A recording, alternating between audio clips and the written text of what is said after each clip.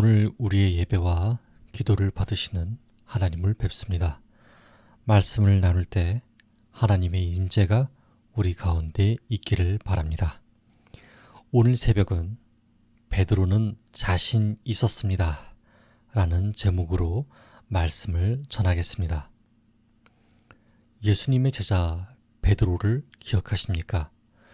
예수님께서 너희들은 나를 누구라고 하느냐? 라고 물으셨을 때 베드로는 주는 그리스도시요 살아계신 하나님의 아들이시니이다 라는 고백을 했지요. 이를 통해 반석의 축복을 받았던 사람입니다. 로마 가톨릭 교회에서는 베드로를 로마의 첫 번째 주교이자 교회의 최고 목자 그리스도의 지상 대리자 역할을 수행하였던 것으로 보고 있습니다. 비록 베드로가 교황이나 그리스도의 대리자라는 칭호를 사용한 적은 없지만 가톨릭 교회에서는 그를 제1대 교황이라고 믿고 있지요. 바로 이 말 때문입니다. 또 내가 내게 이르노니 너는 베드로라. 내가 이 반석 위에 내 교회를 세우리니 음부의 권세가 이기지 못하리라. 내가 천국 열쇠를 내게 주리니 내가 땅에서 무엇이든지 매면 하늘에서도 매일 것이요 내가 땅에서 무엇이든지 풀면 하늘에서도 풀리리라 하시고. 여러분, 사실 베드로뿐만 아닙니다. 예수님께서 그리스도시며 하나님의 아들이심을 믿는 모든 이들에게 같은 권세가 주어지는 것입니다.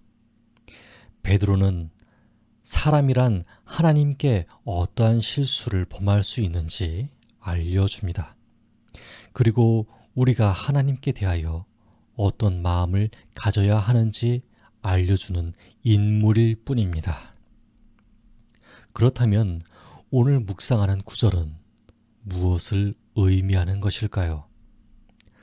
예수님께서 겟세마네에 잡혀가시기 전 모든 제자들에게 이렇게 말씀하신 바 있었습니다. 19절입니다. 그때 예수께서 제자들에게 이르시되 오늘 밤에 너희가 다 나를 버리리라. 기록된 바 내가 목자를 치리니 양의 떼가 흩어지리라 하였느니라. 아멘. 그러나 베드로는 자신 있었습니다. 제자들 중에서 가장 나이도 많았고 목소리 또한 컸습니다. 게다가 예수님 만나기 전 어부 생활을 하면서 얼마나 체력이 좋은 사람이었을까요? 예수님이 자신을 어리고 허약한 다른 제자들과 같이 취급한다는 점에서 섭섭한 마음이 들었을지도 모르겠습니다. 그래서 이같이 말합니다. 베드로가 대답하여 이르되 모두 주를 버릴지라도 나는 결코 버리지 않겠나이다. 아멘. 모든 것에 자신이 있다는 것은 참 좋은 것입니다. 모든 일을 거침없이 실행할 수 있지요. 그래서 누구보다 빠르게 성장하며 자신의 영향력을 순식간에 크게 넓힐 수 있습니다. 그러나 동시에 자신이 누구인지 빠르게 잊어버립니다. 자신의 위에 누가 있는지 잊어버립니다. 쉽게 자만합니다. 모든 것이 자신이 잘했기 때문에 이뤄낸 일이라고 착각하게 됩니다. 여러분, 예수님께서는 저와 여러분에게 자신감을 갖지 말라고 이야기하시지 않습니다. 예수님이 정말 어떤 존재인지 자신이 누구인지 생각하라고 말씀하십니다. 그러나 베드로는 앞으로 될 하나님의 일을 전혀 예상하지 못했습니다. 겟세마네 동산에서 예수님이 자신의 호의를 거절하면서까지 그렇게 스스로 잡혀가실 줄은 몰랐습니다. 또한 자신만만했던 자신이 그렇게 모든 사람에게 겁에 질려서 3번이나 부인할 줄은 몰랐습니다. 74절과 75절입니다. 그가 저주하며 맹세하여 이르되 나는 그 사람을 알지 못하노라 하니 곧 닭이 울더라.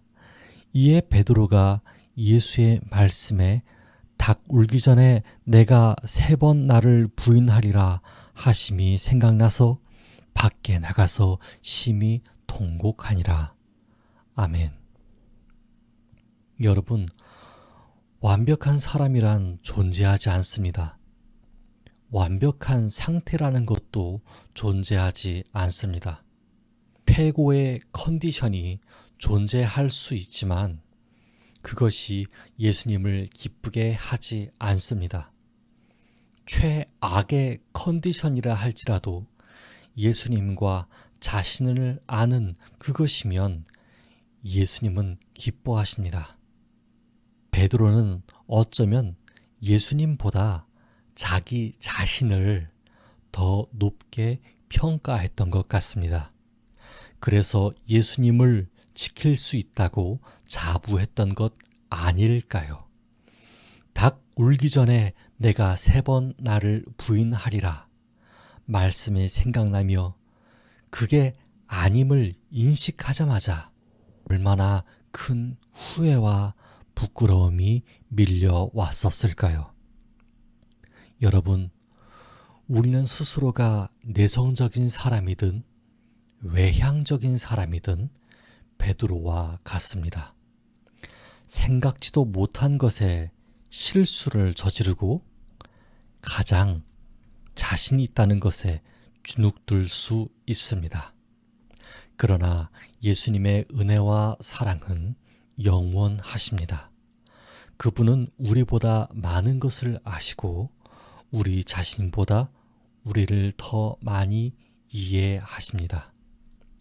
그 예수님께서 우리를 위해서 고난 받으셨습니다. 기꺼이 채찍을 맞으시면서 기꺼이 수치를 당하셨습니다. 그러한 예수님을 기억하며 이사야 선지자의 글을 인용하겠습니다. 그가 찔림은 우리의 허물 때문이요 그가 상함은 우리의 죄악 때문이라. 그가 징계를 받음으로 우리는 평화를 누리고 그가 채찍에 맞음으로 우리는 나음을 받았도다. 아멘. 그러므로 오늘 새벽은 이렇게 기도하면 좋겠습니다. 첫째, 우리의 삶에서 예수님보다 자신을 더 높게 보지 않았는지 돌아보게 해달라고 기도합시다. 둘째, 우리의 연약함과 허물을 아시기에 스스로 고난 받으신 예수님의 사랑을 오늘날도 체험하게 해달라고 기도합시다. 함께 기도하겠습니다.